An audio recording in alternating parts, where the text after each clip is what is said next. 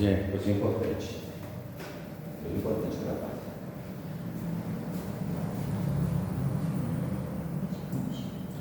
Graça e paz, meus irmãos. Amém. Meus amados, hoje nós vamos falar possivelmente do capítulo mais ambíguo, digamos assim. Talvez seja dos capítulos mais discutidos das Escrituras desde sempre. E ele divide visões, irmãos, em visões gerais, cosmovisões de interpretações bíblicas. É um negócio assim bem impressionante, sobre o meu ponto de vista. É bem impressionante de ver o quanto que as pessoas se dividem em amilenismo, pós-milenismo, pré-milenismo. Então nós estamos aí, tem pré-milenismo dispensacionalista, pré-milenismo histórico, ou seja, a ideia do milênio talvez seja uma das ideias mais controversas que existe nas Escrituras. Então não é um assunto fácil, tá? Não é um assunto fácil, por quê? Porque temos aí defensores de vários tipos de ponto de vista, mas que não necessariamente nós vamos tomar aqui por certo ou por errado ou qualquer coisa do gênero. O que nós precisamos fazer? Nós precisamos entender o texto. E se nós entendermos o texto, possivelmente nós vamos chegar a uma conclusão que parece ser mais acertada. Então, mas por que vários estudiosos e tal, aquela coisa toda, eles chegam a conclusões diferentes? Então, meus irmãos, eu também tenho dificuldade de entender por que as pessoas estudam e conseguem chegar a pontos diferentes. Porque uma leitura adequada do texto, respeitando o contexto histórico, respeitando a cultura, respeitando a linguagem, eu acho que seria difícil interpretar de outro jeito. Entendeu? E esse texto, do capítulo 20, onde que vai ser mencionado pela primeira vez a palavra milênio, entenda bem, a palavra milênio, se for aqui colocar no texto mesmo, o milênio aqui seria aqui está uma triapax legomena, é repetido 3 vezes, mas num lugar só. Entendeu? Eu falo porque se fosse uma rapax legomena, seria uma vez só na Bíblia inteira. Falei em línguas agora, é o termo. Eu chamo de triapax legomena porque vai ser repetido 3 vezes, mas vai ser no mesmo texto. Mas se vocês observarem, nós só vamos ver a palavra milênio só aqui. E assim sendo, vocês não consideram um pouco estranho eu fundamentar uma teologia inteira baseada em versículo, em uma palavra? Não é estranho assim? Se vocês pararem, por quê? Porque a maior parte das doutrinas bíblicas, elas têm vários outros textos que acompanham, Se eu citar, por exemplo, 2 leis da hermenêutica, a gente vai falar o quê? A primeira lei da hermenêutica é que a gente não pode interpretar um texto fora do seu contexto. E isso a gente sabe que isso é uma das bases da ciência da interpretação bíblica, que a gente chama de hermenêutica. E tem uma segunda parte da lei da hermenêutica, que eu chamo da segunda lei da hermenêutica. Ela fala o seguinte, que quando nós temos um texto obscuro, nós interpretamos esse texto com textos mais claros. Ou seja, nós não podemos fazer uma interpretação de um texto baseado em um texto obscuro, se nós temos textos mais claros para trabalhar esse texto. Assim sendo, meus amados, eu convido os irmãos para orar comigo, e nós vamos fazer uma pequena recapitulação, uma reintrodução. Nós vamos lembrar aqui do capítulo 1 até o 19, para que nós possamos entrar no 20, tá bom? Assim sendo, vamos orar. Pai Santo, Pai bendito, na Tua presença nós nos colocamos. Pai, nos dá o tom correto, ensina-nos, Senhor Jesus, a trilhar os Teus caminhos, Senhor, com palavras brandas, temperadas com sal, para dar a cada um segundo a necessidade. Peço também que o Deus Espírito Santo venha estar conosco, nos orientando, nos abençoando, dando o Senhor Jesus a medida da instrumentalidade adequada para aqueles que estarão vendo esse vídeo em algum momento, e que o Senhor possa de alguma forma abençoar a cada um, Senhor, que tem ouvido essas mensagens, e que os ensinamentos de hoje façam com que nós cresçamos cada dia mais na Tua Palavra. Então, Pai, nos oriente e esteja conosco. É o que pedimos nos méritos do nosso Senhor e Salvador Jesus Cristo. Amém. Amém. Irmãos, a discussão do milênio, ela é milenar. A discussão sobre o milênio, ela é milenar. Eu acho que esse assunto ficou muito efervescente após a Reforma Protestante, onde as pessoas começaram a ter um acesso às Escrituras de forma mais fácil, através digamos assim, do poder da imprensa de Gutenberg, e outras coisas mais. Historicamente, meus amados, o reino de Deus e o seu reinado, ele parecia que era algo bem próximo, ele estava bem ao alcance ali. Se nós lermos, por exemplo, as cartas do apóstolo Paulo aos Tessalonicenses, os Tessalonicenses, irmãos, eles acreditavam que o Senhor já estava voltando, literalmente eles acreditavam que estava voltando, e alguns até diziam que ele já tinha voltado. Você vai ver isso claramente aos livros de Tessalonicenses. E o apóstolo Paulo, numa tentativa de clarear a mente de cada uma dessas pessoas, ele disse: irmãos, isso não vai acontecer até que o Senhor seja visto do Oriente ao Ocidente. Todo olho vai ver ele. Então, se alguém falou que ele veio e está em algum lugar, ou se ele está com juízo investigativo, como diz algumas seitas, por exemplo, a seita adventista, ele veio, mas está em oculto. O livro de Tessalonicenses fala que não pode acreditar nessas maluquices. Isso não existe. Não existe juízo investigativo. Isso é uma aberração às Escrituras. Em lugar nenhum você vai encontrar parâmetro para esse tipo de coisa. Assim sendo, a vinda do Senhor, ela vai ser visível a todo o olho, e ela não predecerá ao julgamento de Deus. Deus vai vir para julgar, e junto com ele os santos. Que santos? Aqueles que foram glorificados, que foram ressuscitados. Então, assim sendo, a grande dificuldade de nós interpretarmos o texto de uma forma além daquela que está clara no texto. Assim sendo, eu convido os irmãos para lerem comigo todo o capítulo 20. Os irmãos podem me acompanhar? Então, vi descer do céu um anjo. Tinha na mão a chave do abismo e uma grande corrente. E ele segurou o dragão, a antiga serpente, que é o diabo, Satanás, e o prendeu por 1000 anos. Lançou-o no abismo, fechou-o e pôs selo sobre ele, para que não mais enganasse as nações, até que se completarem os 1000 anos.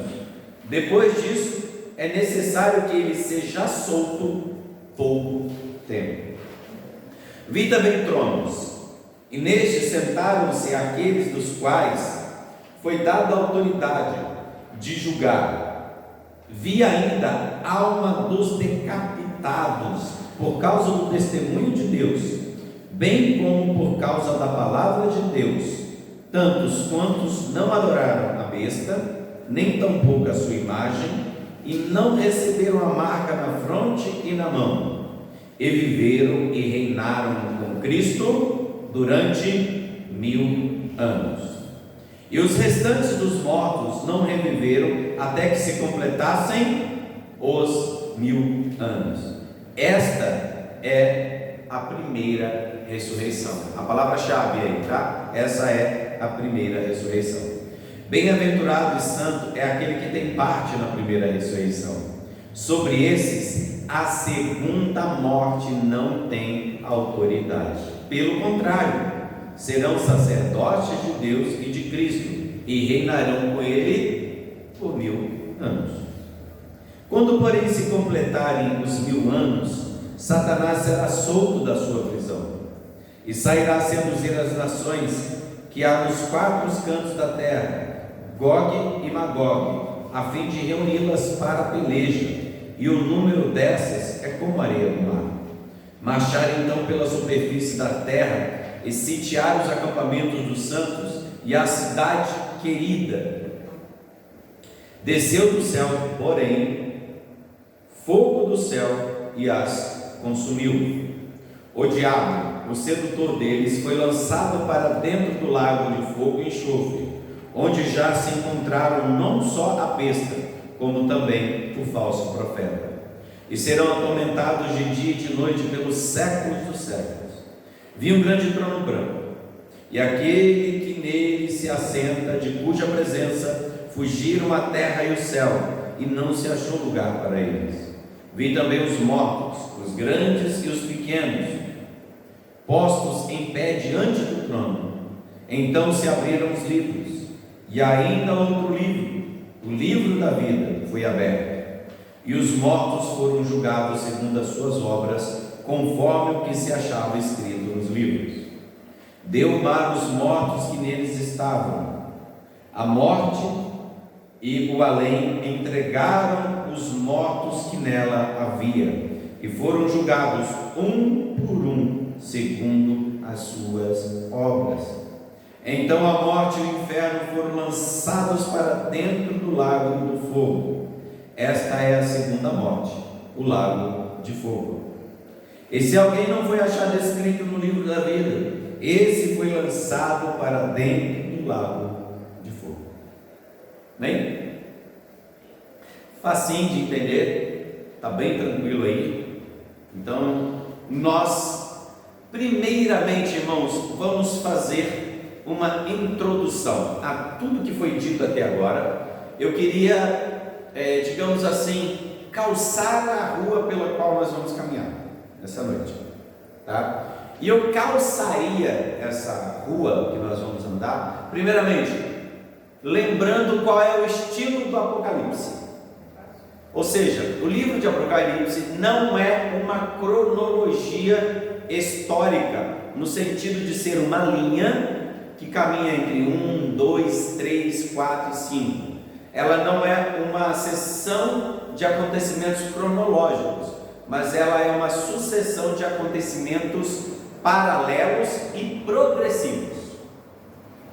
Por isso que nós chamamos essa visão de paralelismo progressivo. Por quê? Porque vão ter várias ideias que estão concorrendo com a visão central do texto. Ou seja, vai ser mostrada uma ideia até o final dela. Depois essa ideia ela vai ser ampliada em uma segunda proporção, em uma terceira proporção, em uma quarta, até a sétima proporção. Ou seja, as ideias elas são mais cíclicas. Você começa uma ideia, ela está menor, a segunda ideia um pouco maior, a terceira maior. Como eu já havia dito anteriormente, em algum dos vídeos passados, é como se fosse uma pedra lançada num lago. Você tem primeiro o ponto de impacto da pedra, onde faz a primeira onda, mas subsequentemente você vai ver a segunda, a terceira e a quarta, ou seja, vai ampliando. Essa é a ordem do livro de Apocalipse. Como que nós sabemos disso? O próprio texto dá a entender. Nós vamos ver aqui 5 destruições do mundo. Haja ressurreição, haja volta de Cristo para isso. Haja mundo para destruir. Então, lógico que nós não estamos falando de uma sequência cronológica, mas sim uma sequência de ideias, uns paralelismos. E como eu posso provar isso? Irmãos, presta bem atenção comigo. Esse livro de Apocalipse, ele tem 7 seções. Ele tem 7 divisões. E a primeira divisão, ele é dividido em seções, e a primeira divisão é do capítulo 1 ao capítulo 3, e tem como o seu ponto central os 7 candeeiros, né? Ou seja, as 7 igrejas, não é isso? E a síntese da ideia é o que? O tema principal é a segunda vinda de Cristo, é ali que esse tema. Então esses 7 candeeiros aí que a gente vê lá das 7 igrejas, que são os 7 candeeiros, a gente já tem essa visão. Essa é a primeira sessão.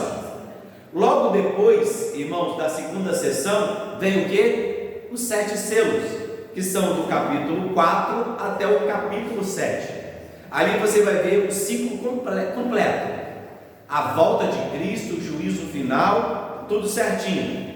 A terceira sessão, ela vai do capítulo 8 até o capítulo 11, sendo o destaque da imagem as 7 trombetas. E essas 7 trombetas, ela tem como tema principal qual? A segunda volta de Cristo, ou seja, a sua vinda e o seu reinado. Então até agora, na terceira sessão, nós só temos um tema. Qual é o tema? A segunda vinda de Cristo. Irmãos, quando nós vamos já para a quarta sessão, que fica do capítulo 12 ao capítulo 14, nós vemos o levantamento do quarteto do mal. São as duas bestas, o dragão e a meretriz. Então nós vemos esse levante, que na verdade é a apostasia, que é a meretriz, que é a apostasia da religião, a idolatria ao governo, a idolatria à política e a idolatria à cultura. E quem está por trás de toda essa idolatria é quem? Nada mais e nada menos que o grande dragão, a serpente, também a conhecer, o diabo. Irmãos, e na quinta sessão, que vai do capítulo 15 ao capítulo 16, nós temos o que? As 7 taças da ira de Deus. E tem como tema a segunda vinda de Cristo e o julgamento do quarteto do mal. Então, as 7 taças da ira de Deus, ela tem o mesmo tema. E a sexta sessão, ela vem do capítulo 17, 18 e 19, que é o que? A queda do quarteto do mal. De novo, ou seja, caiu a grande Babilônia, a meretriz foi morta, a queda do quarteto, ou seja, o Senhor vai estabelecer o seu juízo. E a verdade central continua? A segunda vinda de Cristo. Por que eu digo segunda vinda de Cristo? Porque a primeira já veio, que é a encarnação de Cristo. Essa é a primeira vinda. Correto, irmãos? Sim. A primeira é a encarnação. E no final, a verdade central continua sendo o quê? A segunda vinda de Cristo. E a sétima sessão, ela começa agora no capítulo 20 e vai até o 22. E ela trata do quê? A volta de Cristo e o juízo dele de novo. Então nós estamos falando de quê então? Da vinda de Cristo, do mesmo assunto. Então, irmãos, assim podemos ver. Só que agora o que acontece? O capítulo 20, irmãos, ele, assim como aconteceu no capítulo 11, ele vai recontar agora no capítulo 20 ao 22 sobre a primeira vinda de Cristo e a preparação para a segunda vinda. Mas como que pode ser isso? Ele está falando da segunda, agora está falando da primeira vinda de Cristo? Está falando da primeira vinda de Cristo. Então, o que vai ser recapitulado agora no capítulo 20 ao capítulo 22? Vai ser recapitulado o reinado de Deus na terra, de Cristo na terra, entre a sua primeira e a segunda vinda. É o que vai ser feito agora. Como que eu sei disso? Mas como assim? Como é que é possível? Está falando da segunda e agora está voltando para a primeira? Como que eu sei que ele está falando desse tempo? Desse tempo de 1000 anos, se trata da primeira até a segunda vinda de Cristo.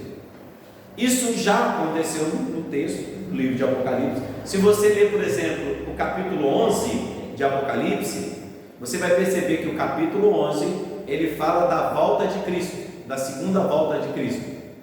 Mas assim que você entra no 12, você vai descobrir o que? Fala do nascimento de Cristo. Entre uma sessão e outra, o assunto foi recontado. E agora nós vamos recontá-lo novamente. Só que agora, o período de 1000 anos, que trata da primeira vinda de Cristo, até o clímax final, que é o seu juízo final, o grande trono branco. É isso que nós vamos falar hoje, esta noite.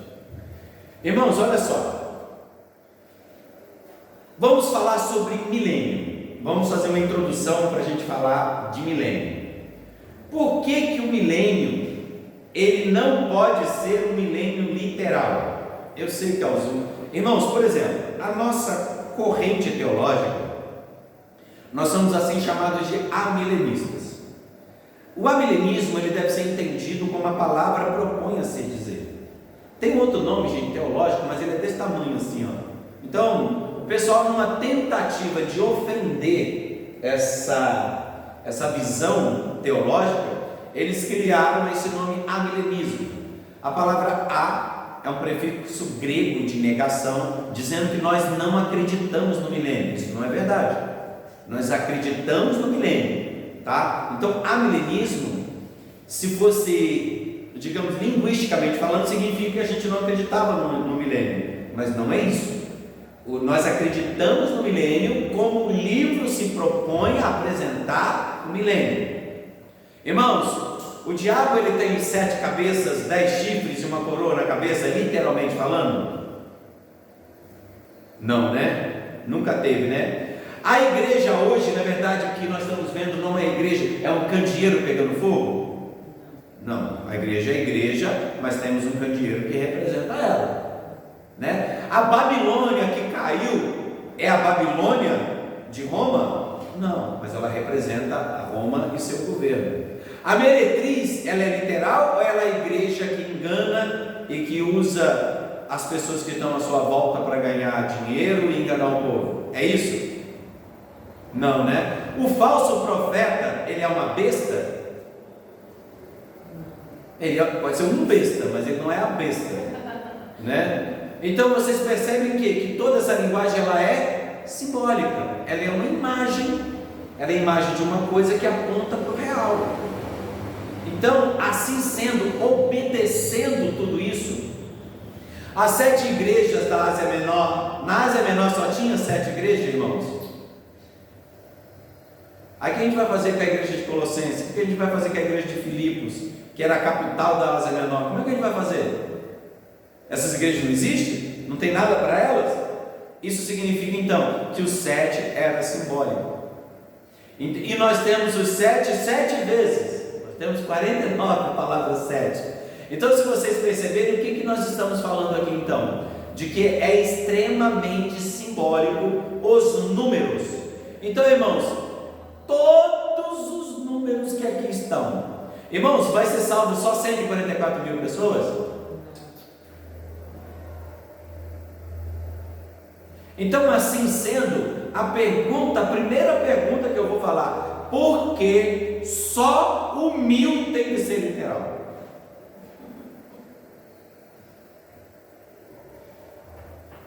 Então, assim, entenda que a minha proposta é que as pessoas entendam que essa palavra 1000 não há uma literalidade nela.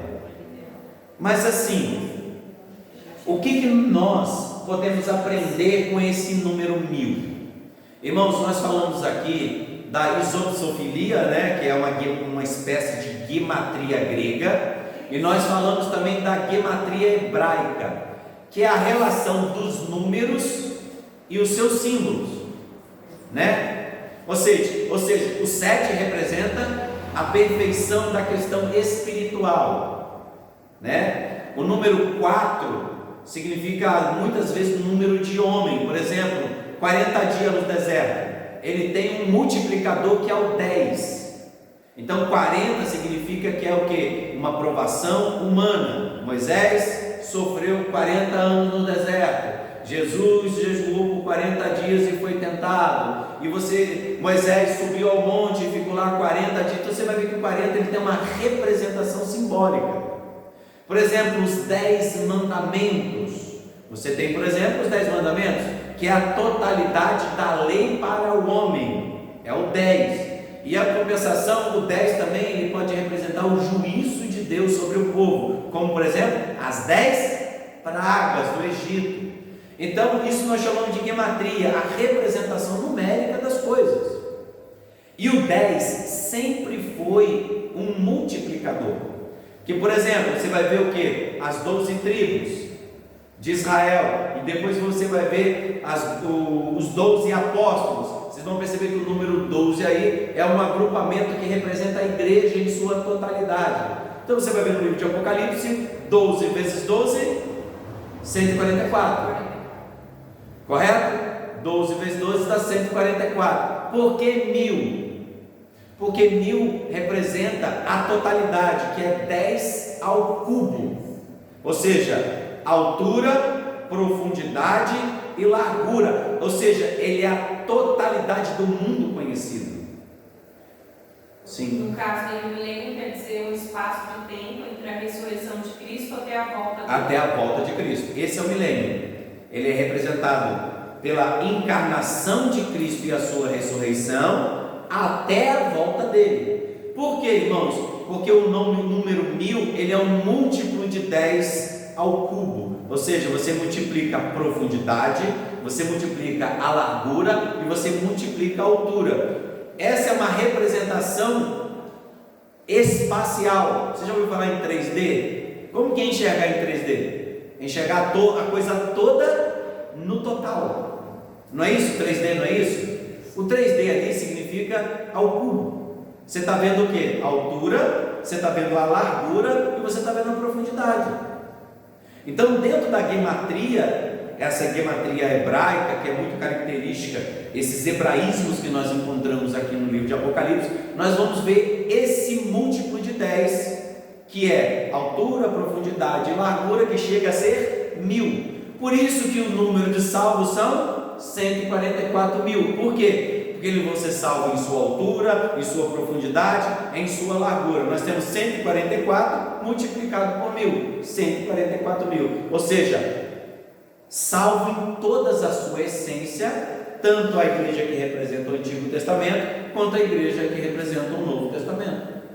Então o 1000 representa a totalidade numérica das coisas, totalidade do tempo, totalidade da profundidade, totalidade da altura, totalidade da largura. É isso que o número 1000 significa aqui. Ele é um múltiplo, ele é um número simbólico que representa a totalidade. Mas em que sentido? Em todos os sentidos. O 1000, ele é representado em todos os sentidos. Então, você vai ver o total da lei de Deus, o total do julgamento de Deus e o total da vida do homem é o que? 10 vezes 10 vezes 10. É a totalidade do ser humano, suas leis, julgamentos e vida. Então, é uma representação numérica. Assim sendo, irmãos, não há um número sequer que não seja simbólico. No Apocalipse, a pergunta que eu faço é: por que o 1000 tem que ser literal? E eu vou comentar com os irmãos o problema disso. Por que um milênio não pode ser literal? Por que ele não pode?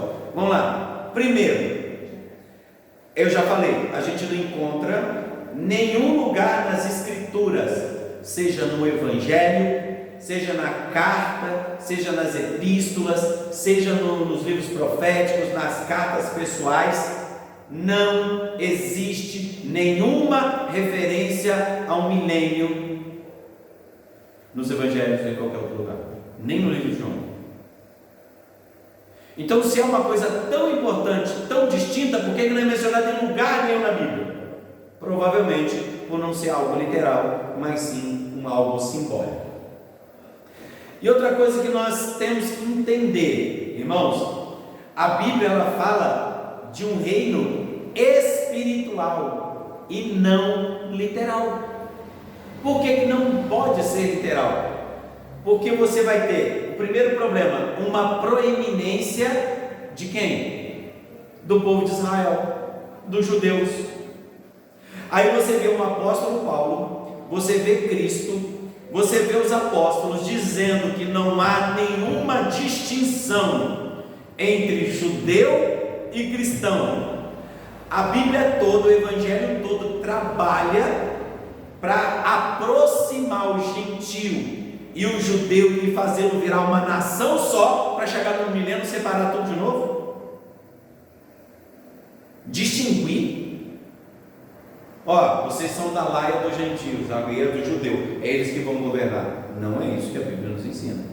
Ele ensina que não há distinção entre grego e nem judeu. Não, ele diz que não há proeminência de um em detrimento do outro. Então a ideia do milênio literal ela contradiz as cartas do apóstolo Paulo, e ela contradiz o Evangelho, e ela contradiz a carta de todos os outros apóstolos.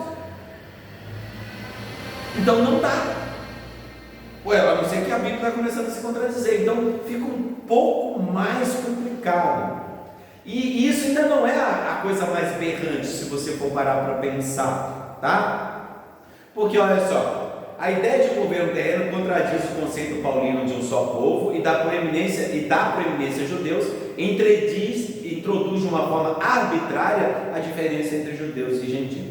E outra coisa bem difícil de aceitar o milênio, é que ninguém parou para pensar nisso, parece que ninguém nunca parou para pensar nisso, é o seguinte: Cristo vai vir, ele vai ressuscitar os mortos, e ele vai vir, vai ter uma galera viva aqui, correto? Beleza? E essas pessoas vão se manter em seus pecados, convivendo com pessoas de corpo glorificado e o próprio Jesus na terra, para depois essas pessoas se levantarem contra o próprio Jesus, que vai estar no capítulo 21. Então vamos lá, aí vai viver 3 tipos de povo aqui, pecador, gente glorificada e o próprio Cristo. Essas 3 pessoas vivendo. Vamos supor que eu já tenha morrido, Jesus voltou, eu todo glorificado. Em outra visão escatológica, você vai dar um exemplo, né? Não, isso em visão nenhuma se encaixa. Então não dá. Não dá, biblicamente não dá. Você está falando do milenismo e falou sobre isso, não é? Então, o que eu estou querendo dizer é que essa visão ela é impossível de acontecer. Sim. Por quê? Se você aceitar o milênio literal, você vai dizer que vai ter pessoas glorificadas, pecadores e o próprio Cristo na terra ao mesmo tempo. E daqui a pouco vão se levantar contra Cristo e vão lutar contra Ele. E Ele volta e vai. Não, fora que não vou falar da sua terceira vinda, né? Então, o que acontece? Da terceira ressurreição. Então, outra coisa que eu não vou entrar nesses assuntos, mas o que eu estou querendo dizer, como será possível eu, Cleiton, com o corpo glorificado, vivendo com uma pessoa que vai ter que ir no mercado, enfrentar trânsito, e viver por 1000 anos, entre glorificados e não glorificados? Qual é a lógica disso? Qual é o embasamento bíblico e textual que nós temos para isso? Essas palavras que apareceu um milênio aqui? Então, gente, como que pode? Pecadores e pessoas glorificadas convivendo com Cristo. Então, aí vamos supor que eu estou glorificado, encontro com a irmã que não morreu ainda, e falei: irmã, como é que tá as coisas aí? Tá tudo bem, mas vou no mercado fazer uma compra. Graças a Deus eu não passo mais por isso, né? Eu tenho um corpo glorificado. Aí encontro com outro colega, eu falei: como é que você está? Tudo bem? Rapaz, não estou bem não, vou ter que ir na farmácia comprar um remédio, porque você está com o corpo glorificado e eu não. Faz sentido para vocês, irmãos? Nenhum, né? Faz sentido para o contexto bíblico que nós estamos lendo aqui, que nós lemos? Também não faz sentido nenhum. Então, irmãos, aceitar. E olha que eu vejo pessoas até muito coerentes, né, com toda uma estrutura, mas como se explica todas essas coisas que eu acabei de dizer? Fica muito difícil. Irmãos, a ressurreição, ela vai acontecer uma vez só. Uma vez só. A ressurreição é uma vez só. Só acontece vamos colocar assim, né? Só acontece uma ressurreição, mas acontece 2 mortes. Isso a gente vai conversar de novo. Irmãos, eu queria que vocês abrissem, para completar o que eu disse, eu queria que os irmãos abrissem comigo no livro de João, capítulo 5, verso 28 e 29. Irmãos, a ressurreição, ela vai acontecer uma vez só, quando Cristo vier, e os corpos serão glorificados de uma vez só. Alguém que achou aí, pode ler para mim, por favor? João 5, 28 e 29. Não fiquem maravilhados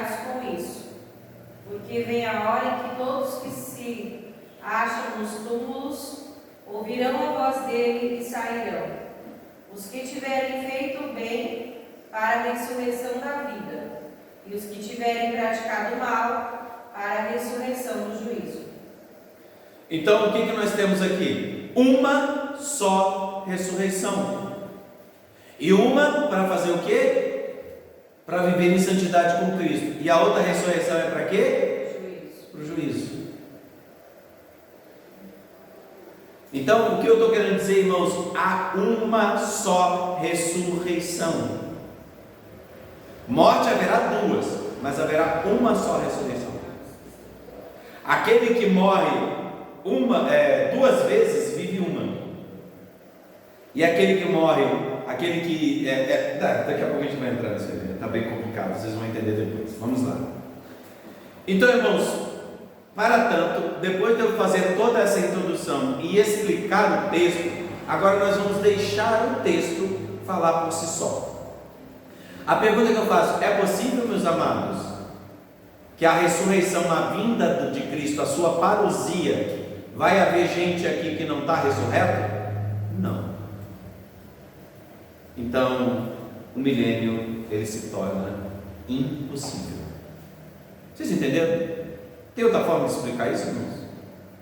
Pecadores glorificados, tudo no mesmo lugar? Fica difícil, não fica? Onde você encontra base para isso na Bíblia? Nenhum lugar. Assim sendo, o milênio torna-se então uma linguagem figurada. Mas acontece esse reinado, está acontecendo esse reinado. E como que eu sei disso? Nós veremos a partir de agora. Os 3 primeiros versos, meus irmãos, ele já vai introduzir o assunto, tá? Olha só, presta bem atenção. E vi descer do céu um anjo que tinha a chave do abismo e uma grande cadeia na sua mão. E ele prendeu o dragão, a antiga serpente, que é o diabo e Satanás, e amarrou-o por 1000 anos, e lançou-o no abismo, e ali o encerrou, e pôs selo sobre ele, para que não mais enganasse as nações, até que os 1000 anos se acabem. E depois, importa que ele seja solto por um pouco de tempo. Irmãos, olha só, tudo que nós já mencionamos. Aqui nós temos a prisão de Satanás. Alguns podem questionar, mas aonde que Satanás está preso? Eu estou vendo Satanás solto, fazendo todo tipo de coisa, fazendo isso, fazendo aquilo. Sim, aqui está dizendo que ele não deteve Satanás completamente. Ele aprisionou Satanás em cadeia. E ele limitou que Satanás não enganasse as nações. Mas o que isso tem a ver? Vocês prestem bem atenção comigo. Primeiramente, irmãos, a ideia de prender o diabo significa restringir o diabo, ou seja, limitar o seu campo de ação. Como que nós podemos de alguma forma explicar isso? Primeira coisa, vocês acham que é literal? Tem como pegar um espírito e fechar ele na chave? Já sei, tem como você pegar um espírito e amarrar ele numa corrente? Não tem, né? E tem como vocês colocar ele dentro de um poço, encerrar ele ali? Vou fazer um buraco. Poço, gente, é uma expressão de uma prisão do primeiro século. É um buraco no chão, prendeu ali e fechou a grade. É possível prender o espírito? Então, qual é a linguagem que está sendo usada aqui? Figurado. É uma linguagem simbólica. Simbólico. É um símbolo. Qual é o símbolo que está sendo usado? A restrição. Irmão, você pode falar assim, mas o diabo está enganando as nações. Irmãos, para e pensa. O diabo está enganando as nações? Irmãos, o diabo não está enganando as nações. O diabo não disfarça mais que diabo.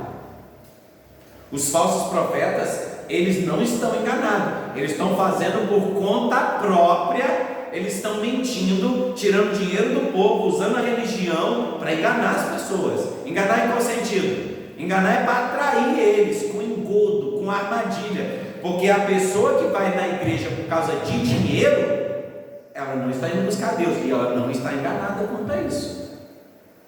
Uma pessoa que só vai na igreja buscando cura, ele não está buscando Jesus, ele está buscando o quê? Somente a cura. Quantas e quantas pessoas foram curadas e não estão na igreja hoje? São desviados, enviados de Satanás, aprontando horrores no mundo.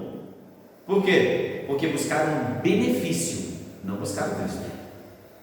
Então vocês acham que essas pessoas são enganadas?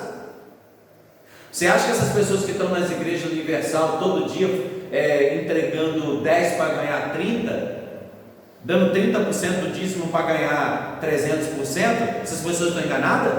Não estão. Elas estão lá porque querem. O apóstolo Paulo, escrevendo na carta a Timóteo, ele diz que naqueles últimos dias eles arrodearão-se de mestres segundo as suas próprias concupiscências. Ou seja, ele ajuda as pessoas conforme a natureza dessas pessoas. Por que uma igreja verdadeiramente cristã, ela demora a crescer? Porque não tem troca. Eu não ofereço nada para vocês além do Evangelho. E eu não cobro nada de vocês além do Evangelho.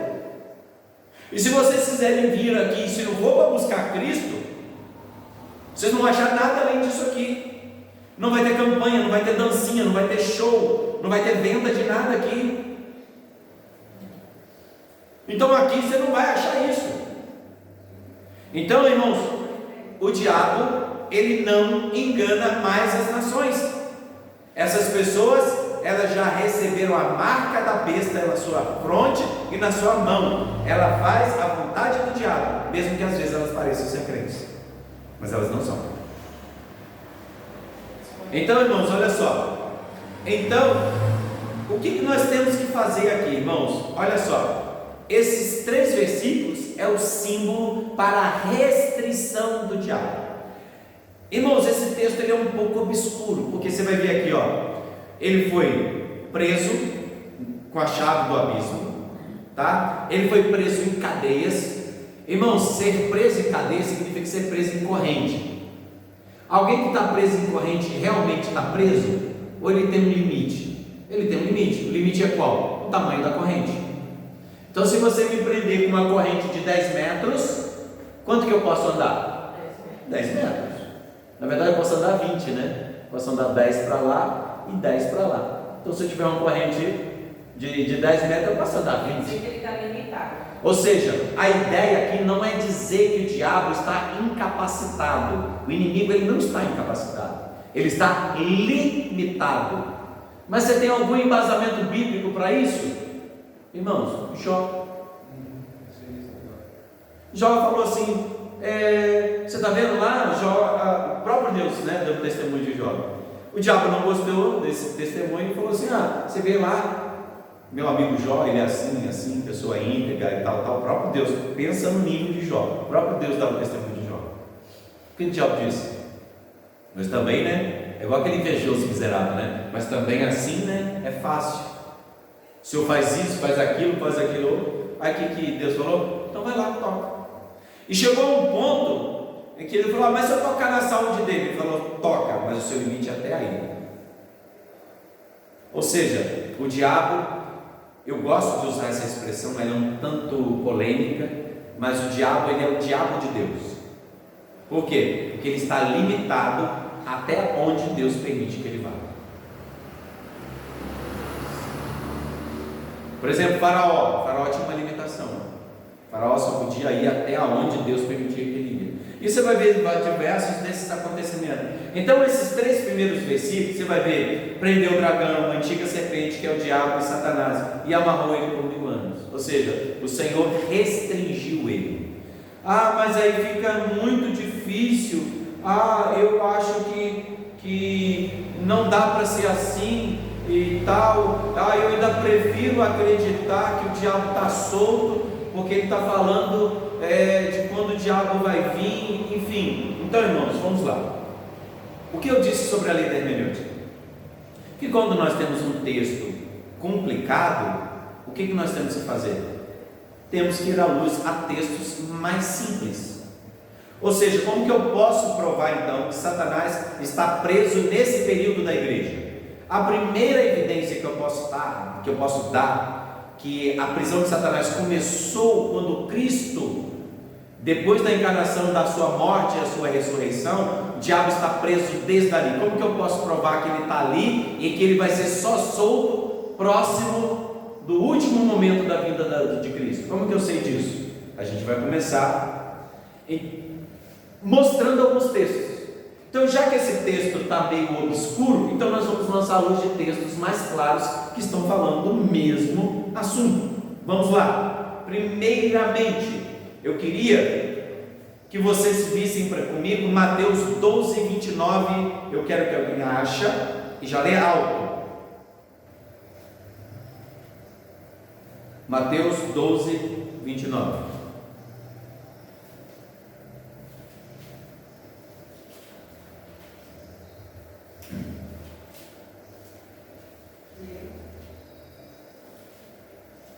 Ninguém pode entrar na casa de um homem forte e roubar os seus bens, sem primeiro amarrá-los. Somente assim essas pessoas poderão levar as coisas que ele tem em casa.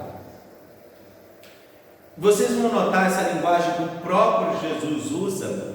Ele fala sobre a questão da salvação, a questão de assaltar a casa do valente. O exemplo aqui é que o mundo jaz do maligno. O mundo está entregue ao maligno. Se Cristo não viesse e restringisse o valente, que o prendesse o valente, como que ele saquearia a casa do valente? O valente aqui é representado como o diabo. E para assaltar a casa dele, o que é necessário fazer? Primeiramente restringi-lo, prendê-lo. Aqui o valente foi morto?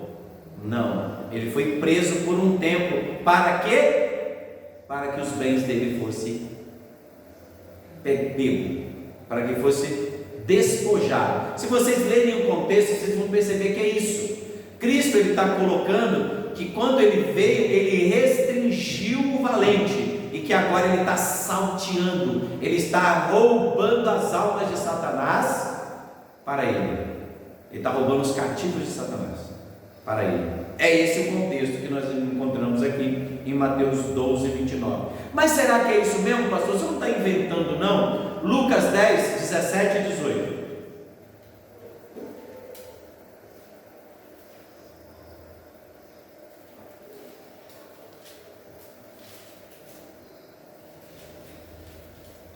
Lucas 10, 17 e 18. Pode ler, irmã Eliana, sem mais choro. Então os 70 voltaram, cheios de alegria, dizendo: Senhor, em seu nome os próprios demônios se submetem a nós. Jesus lhe disse: Eu vi a Satanás caindo do céu como um relâmpago. Eis que dei a vocês autoridade para pisarem cobras e escorpiões, e sobre o todo o poder do inimigo, e nada, absolutamente, lhes causará dano. Então, quando que os discípulos começaram a saquear, o que aconteceu primeiramente com o demônio? Ele foi lançado do céu, ele caiu como um toque. Ele foi lançado para baixo.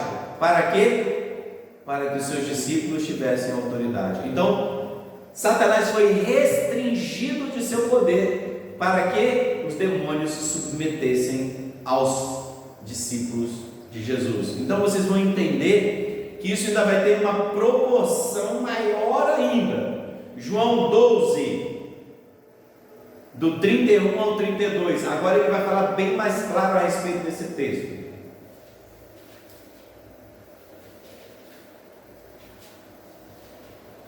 João 12, 31, 32.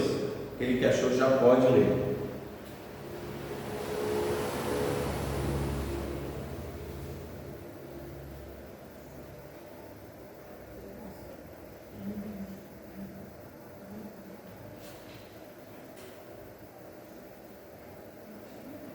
Pode ler, minha irmã?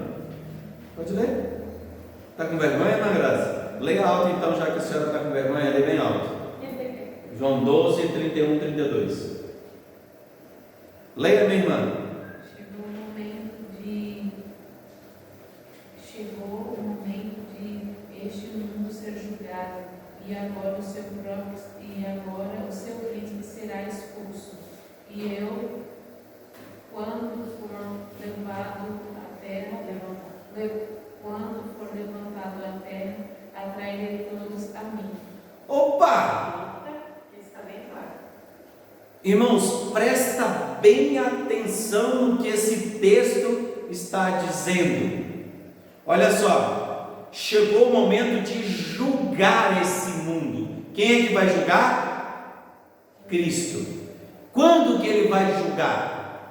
Quando que ele vai restringir Satanás, vai prender ele e vai julgar? Quando que vai ser isso? Quando ele for levantado na terra. Então, quando Cristo for levantado na terra, ele vai atrair todos a ele. Como que Cristo foi levantado na terra? Na cruz. Ele está falando com a morte em que ele foi morto. Ou seja, o jeito de morte. Ele foi levantado na cruz. E a partir do momento da sua crucificação, o que ele fez? Ele atraiu todos a ele. Ou seja, ele saqueou o reino. O príncipe desse mundo foi subjugado. Cristo agora está julgando as nações, junto com os seus santos. Ele está julgando a nação a partir de que momento? A partir do momento da sua ressurreição. E através da sua ressurreição, o que ele fez? Ele atraiu todos a ele. Todos quem? Todos os santos. Então, será, irmãos, que eu estou enganado? Ou é isso mesmo que o texto está querendo dizer? Sobre a restrição de Satanás e Cristo reinando a partir do momento da sua ressurreição. Glória a Deus. Irmão, qual é a boa nova? Qual que é o Evangelho? Vamos lá, a palavra boa nova é o Evangelho. Qual que é a boa nova? Cristo ressuscitou e reina. Gente, seria inaptidão intelectual minha considerar que Cristo não julga as nações, considerar que Cristo não reina. Porque Cristo reina desde o momento que ele foi crucificado. A gente fica olhando como se Cristo tivesse abandonado a terra, largado esse mundo ao léu e tivesse ido para o céu. Vou esperar o negócio pegar fogo embaixo, aí eu venho. Que rei inepto é esse? Que rei é esse que não olha pelos seus súditos, que não governa, que não promove justiça, que não promove... Que rei é esse? Não é isso que nós encontramos na Bíblia. Então Cristo não pode ser esse, tá bom? E Colossenses 2,15, só para a gente dar uma...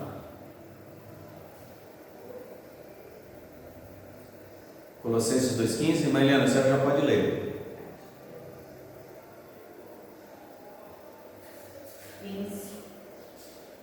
2,15. E, despojando os principados e as potestades, publicamente os expôs ao desprezo, triunfante deles na cruz. Vocês entenderam de novo? Quem que Cristo despojou? O que é despojar, irmãos? O que é um despojo? É pegar os méritos da guerra. Cristo, ele despojou o poder de Satanás. Em outras palavras, ele subjugou, prendeu, deteve, limitou Satanás e fez o quê? Tirou tudo dele. Então, mas Satanás continua vivo? Sim, ainda não aconteceu, mas o Senhor já reina e já restringiu. Então, irmãos, de fato Satanás está restringido. Ele não tem aquele poder de anteriormente, porque se ele tivesse, não haveria convertidos, irmãos. Não haveria. Ele ia enganar as nações de tal forma que ninguém ia se converter. Então, irmãos, primeiro aconteceu isso. O próprio Senhor, ele o reteve. Então, irmãos, isso é um símbolo. Então, o verso 1, 2 e 3 significa que o Senhor colocou um selo sobre ele. No verso 3 está escrito: e lançou no abismo e ali o encerrou e pôs selo sobre ele. O que é pôr selo em alguma coisa, irmãos? É garantir que ninguém vai romper, que ninguém vai botar a mão lá e vai soltar. Porque se alguém botar a mão numa carta que foi selada e rasgar o selo, você sabe que foi rasgado o selo. Mas como nós aprendemos já nos 7 selos, quando nós estudamos lá os primeiros capítulos, a partir do capítulo 4 dos 7 selos, o que nós descobrimos? Que selar é garantir alguma coisa até um determinado tempo. Entende? Então, ou seja, o diabo ele vai estar preso por um tempo até que ele possa ser solto. Então, irmãos, olha só. E depois disso, ele vai ser solto por um pouco tempo. Quando que vai ser esse tempo? Próximo à vinda de Cristo. Os últimos momentos finais ali. Que é a grande tribulação. Que é a grande tribulação. É aquela, a grande. Aquela que ninguém nunca viu, ninguém sabe, nós estamos próximos dela, é bem provável. Aquela que ninguém nunca viu, ainda, nem se pode imaginar. E que se o Senhor não abreviasse o tempo, nem os eleitos do Senhor se salvariam. Por isso o Senhor abreviou, porque senão nem os eleitos aguentariam. Então vamos lá. Então nós vimos que isso aí, na verdade, então, é um símbolo de que as obras de Satanás foram paradas. Então, irmãos, olha só. E por que soltá-lo por um pouco de tempo? O tempo que antecede a volta de Cristo será o declínio, dando sentido à purificação do crente, pois haverá apostasia em todas as nações. Porque esse grande momento de tribulação vai ser o refino final dos verdadeiros crentes. Todos os crentes. E vai ter todo tipo de mártir. Os degolados, decapitados, presos, lançados por ferros. Vai ter todo tipo de crente. Então essa grande tribulação, ela vai vir para purificar o crente, para definir quem é o verdadeiro cristão e quem não é cristão. Então, irmãos, ou seja, o milênio, agora ele é uma representação do reinado de Cristo. Ou seja, quando que começou esse reinado? Quando Cristo foi levantado. Quando Cristo foi elevado aos céus, quando ele foi ressurreto. Assim sendo, irmãos, como que eu sei disso? Que todos os crentes que morreram estão com Cristo e estão reinando com Ele. Uma, porque nós já lemos isso várias vezes no livro de Apocalipse. No capítulo 4, ele viu o trono. Tinha o quê? Aqueles vários 24 tronos, e estava tudo em volta do trono de Deus. E esses que estavam reinando com Deus, o que eles faziam? Até quando, Senhor? Até quando, Senhor? Até quando, Senhor? E eles clamavam. E quando nós vimos as 7 taças, quem é que estava junto quando as 7 taças foi derramada? Os mesmos. Então eles estão reinando ou não com Cristo? Sim, estão reinando. Estão reinando com Cristo. E como que eu sei disso? São esses que vão vir nos ares, que eu estou adiantando. Eles que já estão nos raios com Cristo e virão nos céus. Quando virão nos céus. Isso. A gente só vai ver eles no final, mas eles já estão julgando com Cristo. Né? E como que eu sei disso? Simples. Olha só, verso 4. E vi tronos. Quantos tronos? Muitos. E vi tronos. Assentaram sobre eles e foi-lhe dados o poder de julgar.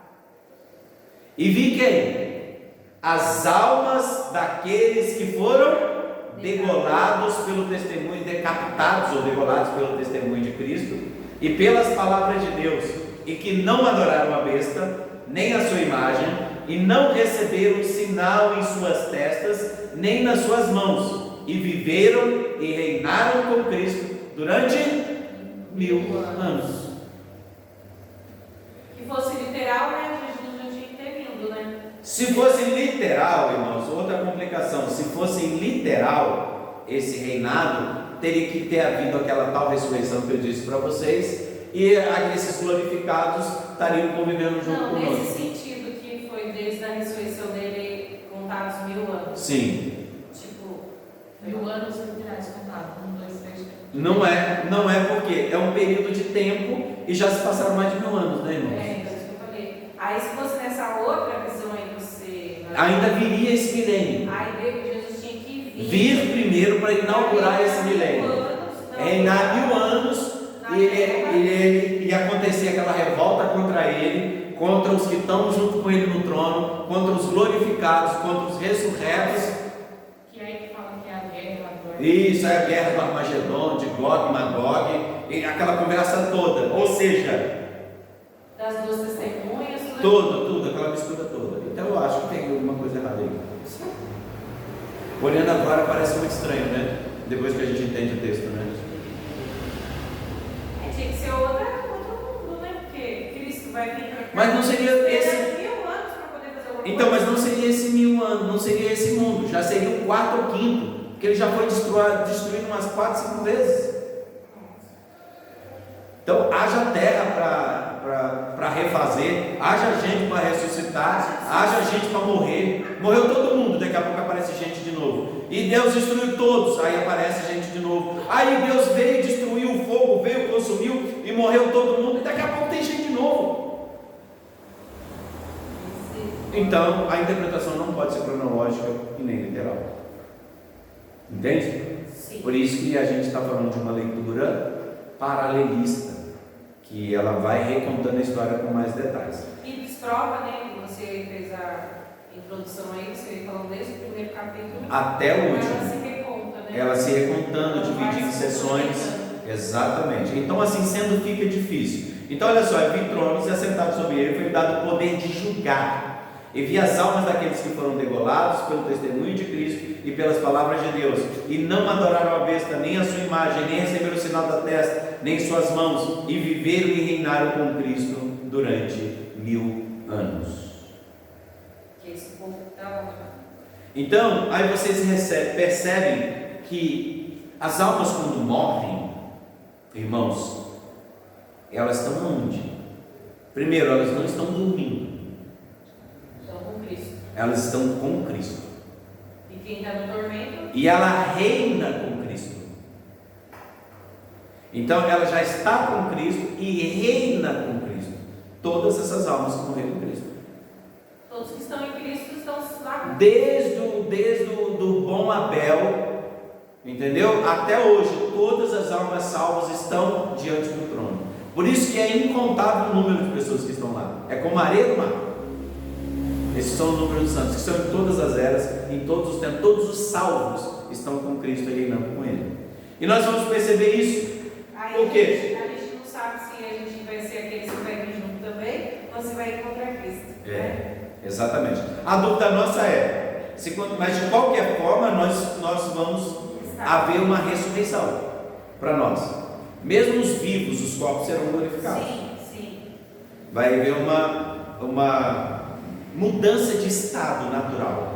A nossa natureza caída será transformada por uma natureza glorificada. Quem morre hoje Já está com Cristo. já tem a natureza Transformada. transformada assim. Que A natureza vai ser transformada no dia da ressurreição, que ainda não chegou. Então eles estão com Cristo e a natureza está transformada? Ainda não. É só a alma deles que estão lá. Os corpos ainda estão aqui. As almas. Irmãos, entenda bem, não há uma dicotomia, não há uma divisão entre o corpo e a alma. A promessa de Deus desde o Éden é que o corpo e a alma seriam uma coisa só, e ela seria perfeita como foi em Adão. Por isso que nós temos a esperança da ressurreição do corpo e a vida eterna. Então o corpo vai ser ressurreto. Quem que inaugurou? Quem é aquele que é o único ressurreto que nós nascemos nele? Quem foi? Cristo. Cristo tem um corpo diferente do nosso. Vale a pena dizer pro pessoal, né? Que as pessoas têm dúvida, deixa nem cremar quem foi de acidente. Não, isso não tem problema. O que o pó, o mar, a gente vai ler isso nesse próprio capítulo, o mar, em todos os locais, os queimados, seja o que for, Deus, Ele vai restaurar esse corpo do pó e vai trazer junto com a alma. Então, irmãos, isso aqui, cristianismo não é gnosticismo. Cristianismo não é neoplatonismo, onde que divide a alma é boa e a matéria é ruim. Não, Deus fez tudo bom. Foi o pecado que provocou a queda. Por isso que nós renascemos em Cristo, o novo Adão, aquele que é perfeito. Cristo agora tem um corpo perfeito. um corpo que come, depois da ressurreição Cristo comeu, um corpo que atravessa a parede, não sei como que é isso, mas Cristo atravessava a parede, aparecia num lugar e parecia em outro. O espaço-tempo não limitava ele. Ele estava lá no lugar, daqui a pouco ele apareceu lá na Galileia. Ele estava no caminho de Emaús, daqui a pouco ele estava junto com os 12. Então você percebe que esse corpo ele é diferente. E é a proposta do corpo. Então haverá uma ressurreição do corpo. Alguns vão ressuscitar para a condenação eterna e outros ressuscitarão para a salvação eterna. Como diz lá em Tessalonicenses, que não sejais ignorantes, né? Que os mortos ressuscitarão primeiro. Será que quem estiver passando em frente a um cemitério assim, e for bem na hora que Cristo voltar, vai ver todo mundo saindo do túmulo? Será que vai ser assim? A questão não é essa. Se você for ver a sucessão, ele fala aqui da predecedência. Não vai ocorrer o arrebatamento dos vivos até que a ressurreição dos mortos aconteça. Mas essas coisas são simultâneas. Uma coisa vai acontecer ao mesmo tempo, elas vão acontecer quase que ao mesmo tempo. Mas os mortos vão subindo e os corpos dos vivos vão sendo glorificados ao mesmo tempo. É só você acompanhar o texto e vai ver que ali ele está colocando uma ordem. A ordem no sentido cronológico. Primeiro, ressurreição. Segundo, glorificação. Então, assim, o corpo ele vai ser ressurreto para ser glorificado junto com o corpo que já está vivo. A glorificação vai ser ao mesmo tempo. A ressurreição que vai ser em tempo diferente, porque um corpo está vivo e o outro está morto. Mas isso vai acontecer quase que simultaneamente. Mas para que isso aconteça, o que vai acontecer primeiro? Vai ser como um relâmpago que dista do Oriente até o Ocidente, ou seja, todos verão, porque vai haver alarido, vai haver barulho, então todos vão ver isso acontecendo. Então não é misterioso, não é nos céus e vai acontecer de uma vez só. Então não tem segunda, não tem terceira vinda. Cristo vai vir e já vai resolver. Assim sendo, irmãos, olha só, mas os outros mortos não reviveram até que os 1000 anos se acabaram. Esta é a primeira ressurreição. Ou seja, a primeira ressurreição, ela está tendo uma visão direta de que, irmãos? A primeira ressurreição, qual que é a primeira ressurreição? É a conversão. Nós aqui, irmãos, já fazemos parte da primeira ressurreição. O apóstolo Paulo, já estamos ressuscitados com Cristo. Por quê? Porque Cristo inaugurou a ressurreição. Aquele que é dele já está ressurreto em Cristo. Irmãos, nós já estamos ressurretos em Cristo. Então a primeira ressurreição é o que? É o ato da conversão. Ela já é a ressurreição, a primeira ressurreição. Nós vamos ter a segunda. Entendeu? Vai haver uma segunda ressurreição para nós. Quando Cristo ressuscitar todos os outros corpos, vai haver uma segunda ressurreição. Mas essa é a primeira ressurreição, que é a conversão. Não, toda a conversão mesmo. Cristo, ele nos ressuscitou dos nossos. Exatamente. Ele nos transportou do reino das trevas para o reino do seu amor. Nós somos agora peregrinos em terras estrangeiras. Nós somos ressuscitados com Cristo, mas ainda vivendo num mundo cheio de pecado. Aí sim faz sentido o que o milênio representa. Por quê? Nós já somos santos, mas a gente já vive ainda com Cristo reinando sobre nós, mas ainda como pecadores. Então esse milênio celestial, ele faz referência ao reino de vivos também, que nós estamos vivos aqui na terra, mas nós fazemos parte da primeira ressurreição. Mas sei lá, é verdade isso? Como é que será que é esse negócio? Irmãos, olha só, vamos lá, já está quase chegando lá, né, o horário, a gente vai ter que parar no verso 6 aqui. Olha só, irmãos, bem-aventurado e santo aquele que tem parte na primeira ressurreição. Sobre estes não tem o poder o quê? A segunda morte. Vou parar aqui um pouquinho.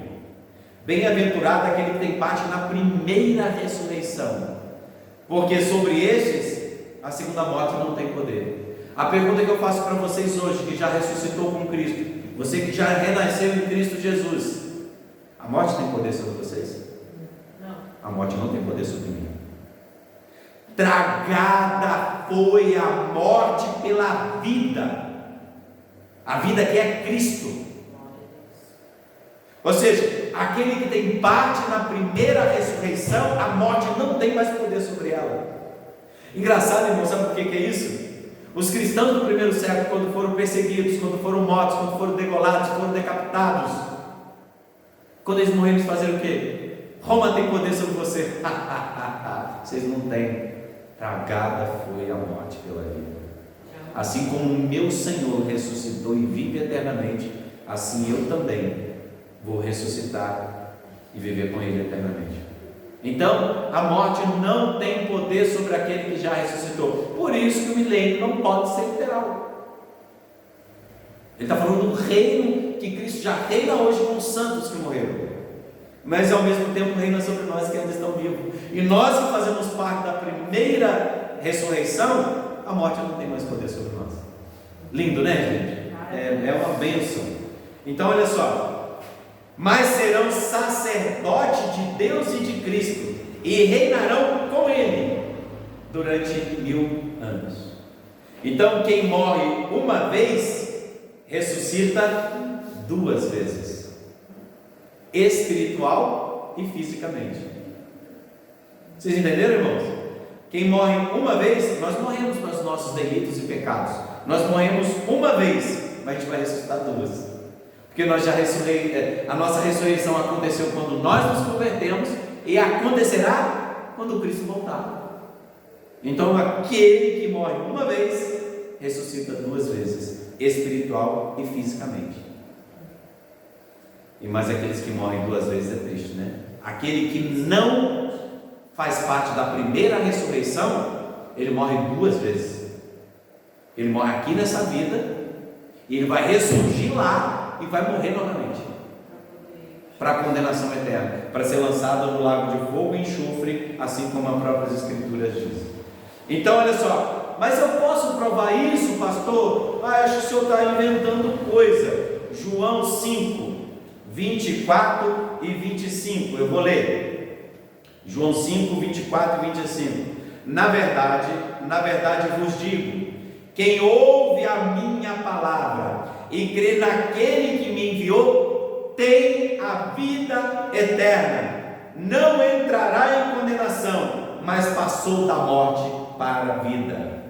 E em verdade vos digo que vem a hora, agora é, em que os mortos ouvirão a voz do Filho de Deus, e os que ouvirem viverão. Ou seja, aqueles que estavam mortos em pecados foram ressuscitados com Cristo. Ou seja, ele passou da morte para a vida. E Jesus está pregando, ele está falando com pessoas vivas. A morte é a escravidão do pecado. Ele está falando da sua primeira ressurreição. Foi aquilo que eu acabei de dizer. Ou seja, quem morre 2 vezes, ressuscita uma vez só, irmãos, para o juízo. Como que eu sei disso? Lê para mim João 5, 29. Os que tiverem feito o bem para a ressurreição da vida, e os que tiverem praticado o mal para a ressurreição do juízo. Então, irmãos, todos ressuscitarão diante do Senhor, uns para a condenação eterna e outros para a salvação eterna. Isso é papo de Novo Testamento? Será que Cristo não estava delirando? Parece João. Será que João não escreveu alguma coisa errada? Daniel, abram comigo em profeta Daniel, capítulo 12, verso 2. Na verdade, João está parafraseando o que disse o profeta Daniel em seu capítulo 12, no verso 2. Irmã Eliana, lê para mim. 12, 10 ou 12, 2? 12, 2. Muitos dos que dormem no pó da terra ressuscitarão, uns para a vida eterna e outros para a vergonha e o horror eterno. Vocês entenderam? Então, tanto no Novo Testamento quanto no Antigo Testamento, ele fala a mesma coisa. Então, irmãos, vocês entenderam? Vocês perceberam? Bem-aventurado aquele que faz parte da primeira ressurreição. Em outras palavras, bem-aventurado aqueles que se convertem ao Senhor, porque eles não vão experimentar a segunda morte. Bem-aventurado aqueles que sofrem porque nasceram em Cristo, porque Ele vai estar julgando o mundo. Os santos julgarão, os anjos julgarão o mundo. Esse é o papel, por isso que Ele reina. Então, irmãos, olha só, onde acontece o reinado? Vocês viram aí, vocês leram comigo? Onde acontece o reinado? O trono aparece no Novo Testamento, a palavra trono aí, irmãos, aparece no Novo Testamento 67 vezes, e só no Apocalipse ele aparece 47 vezes, a palavra trono, e das 47, 44 aparece só no céu, no céu, não tem nada aqui na terra, lá no céu, 44, e das 3 vezes que aparece na terra é o trono do diabo, tem nada a ver com Deus.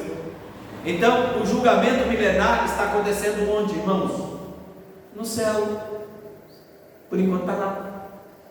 Os mortos estão junto com Cristo, os santos estão junto com Cristo, julgando. Vocês entendem? Daniel também é cheio de número, né? Então é de lá que vem essa questão de gematria. A gente qualquer hora vamos tentar estudar Daniel. Então, gente, o que acontece? Então vocês vão perceber que as almas estão reinando no céu. Então as almas não estão dormindo, as almas não vão ser aniquiladas, como diz a seita dos adventistas ou as outras seitas que tem por aí. Não está dormindo, ela está acordada, junto com o Senhor, julgando, tá? Os mortos, eles não, quando morrem, não morrem de uma vez só, ou não estão no purgatório. Não existe purgatório, não há nenhum embasamento bíblico para isso, tá? Então, irmãos, nem purgatório, nem tipo as almas aqui para... não existe alma penada, as almas não ficam aqui sobre a terra. Ou a alma está com Cristo reinando nos céus, ou ela está nesse momento em tormento. Só tem essas duas. Se tiver qualquer coisa disso, qualquer coisa disso é totalmente contrário ao conceito de cristianismo. Então, olha só. Então, o que nós temos aqui até agora nesses versos 6? Então, olha, eles serão sacerdotes de Deus Cristo e reinarão com Ele por 1000 anos. Então, o que nós aprendemos até aqui agora? Será que tem alguma coisa que eu esqueci de dizer, meus amados? Não, né? Não, então nós, até no verso 7. Agora nós vamos ver a queda de Satanás ao inverso. Eu falo inverso porque é bem estranho mesmo. O que vai acontecer aqui? A partir do verso 7, nós vamos entrar aqui sobre a rebelião de Satanás aqui na terra, sabendo que o tempo dele é pouco. Então ele vai fazer uma reviravolta aqui. Então, assim sendo, não dá mais para a gente fazer isso. Então nós vamos deixar os restantes dos outros 8 versículos para o próximo culto de ensino. Então, sabendo disso, meus amados, então nós aprendemos que o reino milenar é impossível ser real. Nós aprendemos que a primeira ressurreição é a própria conversão. Como nós sabemos disso? Os textos dizem isso. Nós lemos, acho que quase 9 textos.